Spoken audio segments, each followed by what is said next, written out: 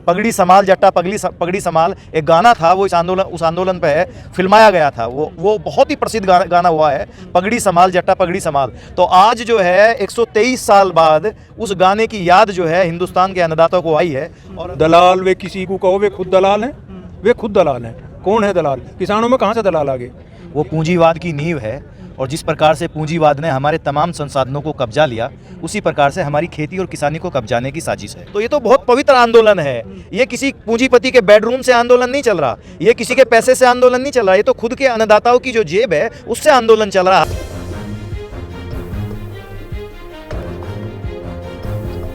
नमस्कार, आप देख रहे हैं नेशनल इंडिया न्यूज। इस समय मैं गाजीपुर में मौजूद हूँ। दिन गुजरे, महीने गुजरे, मौसम गुजरे, लेकिन एक चीज़ नहीं गुजरा।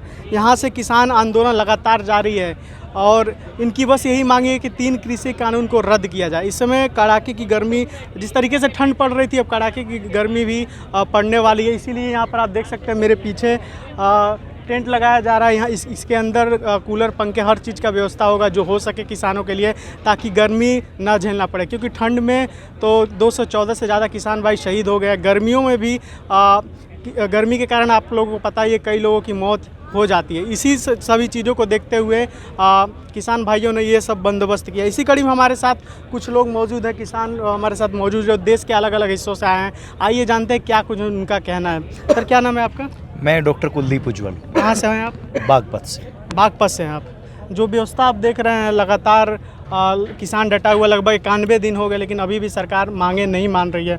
ऊपर से कृषि मंत्री दोबारा से कह रहे हैं कि 3 कृषि कानून रद्द नहीं होंगे। बीजेपी नेताओं को गांव से भगाया जा रहा है, मुर्दाबाद के नारे भी लगाए जा रहे हैं, फिर भी सरकार नहीं सुन रही है। क्या वजह है?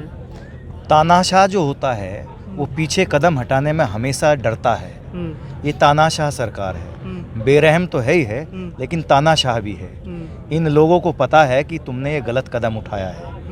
हालांकि गलत कदम वो किसानों के अनुसार है, इनके अनुसार गलत कदम नहीं है। वो पूंजीवाद की नींव है, और जिस प्रकार से पूंजीवाद ने हमारे तमाम संसाधनों को कब्जा लिया, उसी प्रकार से हमारी खेती और किसानी को कब्जाने की साजिश है। और ये तीनों कानून उस साजिश का हिस्सा हैं। तो इनके तो ये हालत ख़राब है इसमें कि ये पीछे हटें तो जो पूंजीपति, जो पूंजीवाद के बड़े बड़े मगरमच्छ हैं, वो इनको धमकाएंगे, और ना हटें तो पूरे देश की जनता इनके खिलाफ हो चुकी है। जिस तरीके से सिंघू बॉर्डर पर, अन्य जगहों पर किसान अगर पिज़्ज़ा भी खाता है तो लोग सवाल उठा देते, किसान पिज़्ज़ा खा रहा है। इस समय ये टेंट, कूलर, एसी अगर लगेगा तब भी क्या लगता है ये मीडिया, जो मेन स्ट्रीम मीडिया, क्या कहेगी आपके अनुसार? गोदी मीडिया का तो देखो कोई सवाल है नहीं। गोदी मीडिया तो वही कहेगी जो उसको पीएमओ से डायरेक्शन दी जाएगी। लेकिन जो आप जैसे बहादुर लोग हैं, जो अन्नदाताओं के साथ खड़े हैं, जो यूट्यूब चैनल्स हैं और बहुत सारे चैनल्स हैं देश के, जो आज अन्नदाताओं की हालत दिखा रहे हैं, वो साफ साफ ये बता रहे हैं कि पिज़्ज़ा भी किसान के खेत से आता है, बर्गर भी किसान के खेत से आता है, और रोटी भी किसान के खेत से आती है। हम दोनों वक्त हम जो भी खाते हैं वो सब किसान के खेत से आता है। इसलिए जो पिज़्ज़ा वाले हैं वो भी किसान पर निर्भर हैं, और जो 2 वक्त की रोटी वाले हैं वो भी किसान पर निर्भर हैं। रही बात संसाधनों की, किसान तो किसान है, वो तो सब चीज़ें जानता है। वो इस पूरे देश को 2 वक्त की रोटी दे करके चैन की नींद सुलाता है। उसका बेटा सरहदों पे खड़ा होकर के इस देश की रक्षा करने का काम करता है। उसके पास सारी चीज़ें हैं। वो गर्मी और सर्दी, उस पर मैं कहता हूँ सर्दी से 200 से अधिक किसान यहाँ सरहदों पे, राजधानी की सरहदों पे शहीद हुए हैं। गर्मी से भी होंगे, लेकिन किसान तो किसान है, उसको गर्मी में भी और सर्दी में भी काम करना आता है। 12 में से 8 महीने गर्मी रहती है, लगभग 10 महीने गर्मी रहती है। तो किसान को तो आदत है गर्मी में रहने की, और गर्मी पड़ेगी, कुछ भी पड़ेगी, कुदरत उसके साथ है, गर्मी भी झेलेगा, लेकिन तीनों कानून वापस कराएगा। क्या जरूरत पड़ गया कि ये सब चीज़ें करना पड़ रहा है? इंतजाम है, हमारे बुजुर्ग हैं, हमारी महिलाएं हैं, वो यहाँ लाखों की, हजारों की संख्या में यहाँ आते हैं। उनके लिए जो है किसान खुद अपने चंदे से, आप देखोगे, आप गाँव जाओगे तो लोग जो है अपने घरों से चंदा इकट्ठा करके दे रहे हैं, और चंदा इकट्ठा करके दे इसलिए रहे हैं कि जितने किसान भाई हमारे यहाँ आते हैं वो आराम से बैठे, चैन से बैठे, ठंडा पानी पिएं, उनको गर्मी ना लगे। जितने इंतजाम अन्नदाता किसान कर सकता है वो करने की कोशिश कर रहा है। ये हमारे एफर्ट्स हैं। मतलब आप इंतजाम कर रहे हैं कूलर पंखे, अगर एसी लग सके वो भी। तो अभी तो ये सवाल नहीं उठ रहा, लेकिन बाद में मेरे हिसाब से आपको भी सवाल तो उठेगा कि इन सभी चीज़ों के पैसे कहाँ से आ रहे हैं। ये मेन स्ट्रीम मीडिया उठाएगी, उसका जवाब क्या देंगे आप? सब अन्नदाताओं के खुद के पैसे हैं। अन्नदाताओं ने चंदा इकट्ठा किया है। गरीब से गरीब आदमी जो गांव में रहता है वो भी जो है जा करके ये कहता है कि मैं भी इसमें हिस्सा लेना चाहता हूं और मैं भी इसमें जो है कुछ अंशदान देना चाहता हूं। तो ये तो बहुत पवित्र आंदोलन है। ये किसी पूंजीपति के बेडरूम से आंदोलन नहीं चल रहा, ये किसी के पैसे से आंदोलन नहीं चल रहा, ये तो खुद के अन्नदाताओं की जो जेब है उससे आंदोलन चल रहा है। हर आदमी इसमें अंशदान देना चाहता है, हिस्सा देना चाहता है। चंदा शब्द का मतलब ये है कि मेरी मर्जी है, मैं दूंगा। तो ये तो सब किसानों की अपनी जो है क्या नाम कमाई का हिस्सा है, वो यहाँ दे रहे हैं। आज पगड़ी संभाल दिवस है, इसके बारे में कुछ कहना चाहेंगे? आज यहाँ मनाया भी जा रहा था। ये दोबारा से आज पगड़ी संभाल दिवस बहुत हिंदुस्तान के अन्नदाताओं को याद दिलाया गया है। ये प्रकृति है, ये प्रकृति है, ये याद दिलाती रहती है। 1906 में जब शहीद आजम भगत सिंह जी के भाई थे बड़े, सरदार अजीत सिंह जी, उन्होंने जो है किसानों का आंदोलन चलाया था अंग्रेज़ों के खिलाफ।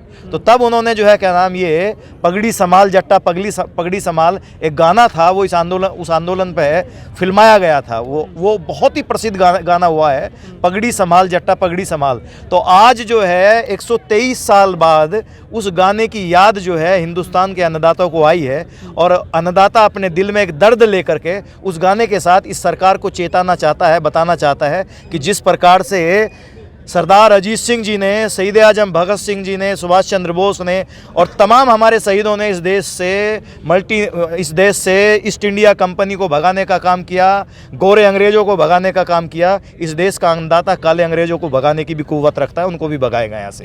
चाचा आप कहाँ से आए हुए? मैं सर क्या कहते हैं हाथरस से आया हूँ। कितने दिन हो गए यहाँ पे? यहाँ मुझे करीब हो गए 15 दिन आए।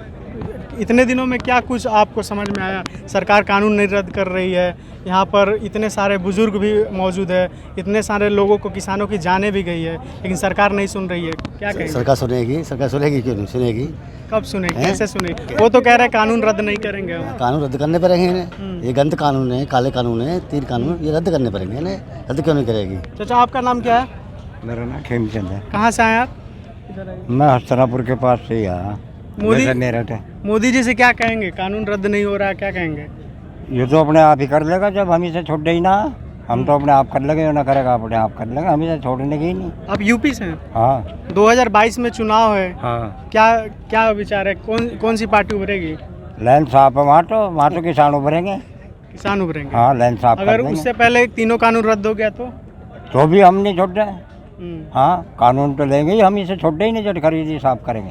अंत में कोई अपील करना चाहेंगे सरकार से? मेरी अपील सरकार से यही है कि बेरहमी छोड़े, तानाशाही छोड़े और इस देश के अन्नदाता के दिल के दर्द को समझे और आकर के अन्नदाता के बीच में इन तीनों जो कानून हैं, काले कानून जिनको अन्नदाता कहता है, उनको वापस करे।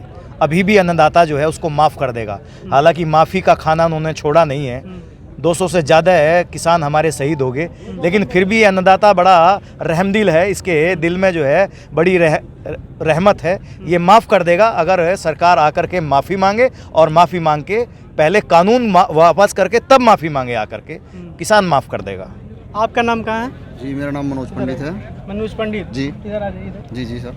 कहाँ से हैं आप? जी मवी कला से। यूपी से? जी यूपी से। जिस तरीके से बीजेपी नेताओं को गांव में नहीं घुसने दिया जा रहा है, केंद्र सरकार की तरफ से भेजा गया था समझाने के लिए, क्या कहेंगे इस पे? इस पे ये कहूँगा अब के उनका बस्ता थामने वाला भी नहीं मिलने का गांव में। यूँ गलती हमने कर दी थी, अब से यूँ गलती नहीं कर लेंगे। कल कुछ सहारनपुर के कुछ किसानों को मारा भी गया है। इस पे मैं घोर निंदा करता हूँ। और निंदा करता हूँ। आप अपनी बातें पूरी कीजिए, कुछ कह रहे थे अभी? मैं ये कह रहा था अब की बार गांव में तो बस्ता पकड़ने वाला जो थे युवा हम थे, अब के उनको बस्ता भी नहीं कोई पकड़ पाएगा। किसानों को जो उन्होंने सड़क पे उतारने का काम कराया, इन्होंने शोषण जो कराया किसानों का, इन्होंने बहुत ही बुरा करा है। ये काले कानून जो लाए हैं, किसान सब सड़कों पे उतार दिया इन्होंने। अंकल जी आप कहाँ से? मन लगता है आपका ये बात सुनकर? नहीं, हमारा तो काम है ये, क्या करेंगे? नहीं, मन लगना चाहिए ना। किसान इंतहा दुखी है, लड़ाई नहीं कुछ, झगड़ा नहीं कुछ। हमें क्यों मारा जा रहा?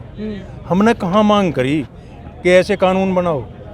हमें तो अफसोस इसी बात का है कि हमने मांग नहीं करी और जबरदस्ती कानून। मोदी जी कह रहे हैं कि भले के लिए, आप लोगों के लिए। कैसा भला भैया? अगर एक बात में भी भला बता दो भाई, भंडारण करे कोई पूंजीपति कारपोरेट, भंडारण अगर करे तो उससे किसान का क्या लाभ होगा? सिर्फ ये होगा ना, भंडारण कर लिया और भंडारण करके सस्ते में खरीद लिया और महंगे में बेच दिया, और वो गरीब आदमी खरीदेगा। सदन और में वो खरीदेगा जिसके पास अपना कमाने का साधन नहीं है, तो क्या होगा? वो गरीब मरेगा ना। सदन में अभी सीएम योगी का एक बयान आया था 3-4 रोज पहले। वो कह रहे हैं कि जो दलाल लोग हैं उनको दिक्कत होगी इस कानून से। अगर ये ऐसी आम किसानों को नहीं। ये ऐसी उल्टी सीधी बात ना कह के पहले बहकाते तो ये थोड़ा ही आते, लेकिन अब बहकाए में नहीं आवेगा कोई भी। दलाल वे किसी को कहो वे खुद दलाल हैं, वे खुद दलाल हैं। कौन है दलाल? किसानों में कहाँ से दलाल आ गए?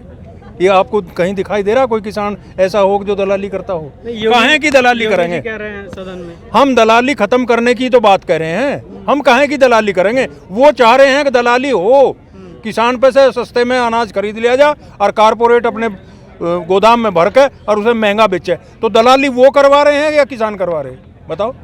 किसान तो कहीं किसान तो दलाली को खत्म करा रहे हैं। भाई हमें तो एक भाई माचिस है, दुकान पर जाओ 1 रुपए की मिलेगी, 99 पैसे की कोई नहीं देने वाला। बस हमें तो इतना ही चाहिए। हमारा गेहूं है, उन्होंने रेट तय करा, उन्होंने ही तो करा 1900 1950 रुपये कुंटल। हमें 1950 के दाम दे दो, हमें 3000 के दाम बिल्कुल नहीं चाहिए। लेकिन क्यों करा जा रहा है ऐसा? हमें तो 1950 के दाम नहीं दें और वो हमसे खरीदना चाहते हैं 1000-1200 में और फिर बेचना चाहते हैं 3000। रामदेव की कंपनी का आटा 40 रुपए किलो मिल रहा। आपको अगर खरीदना पड़ा हो तो पता चला होगा ना, 40 रुपये किलो आटा बिक रहा आज, और हमारा गेहूं 15 रुपये किलो। तो सबसे बड़े दुख की बात है, बेहद दुखी है। आज भी अगर मोदी इस बात को मान ले कि इन कानूनों को वापस ले ले, मैं काला सफ़ेद कुछ नहीं कह रहा, लेकिन कानून ये किसान के हित के नहीं है और इन्हें वो वापस ले ले तो करो अपना। मजा आ रहा इसका, अपना लूट हाथ लग रही है, दुनिया भर का सारा काम कर दिया। कह रहे हैं यूं अक भाई अंतर्राष्ट्रीय स्तर पे मोदी ने देश को बहुत आगे पहुंचा दिया, देश तो ख़त्म कर दिया। अंतर्राष्ट्रीय स्तर पे देश अगर बढ़ता तो 3 महीने से लोग किसान सड़क पे ना पड़े होते। तो अगर आपको पसंद आया हो तो इसे लाइक करें, कमेंट करें, शेयर करें और हाँ, हमारे चैनल को सब्सक्राइब करना ना भूलें ताकि देश विदेश से जुड़ी खबरें आप मिस ना करें, क्योंकि कोरोना काल में 2 गज दूरी, मास्क है जरूरी। नमस्कार।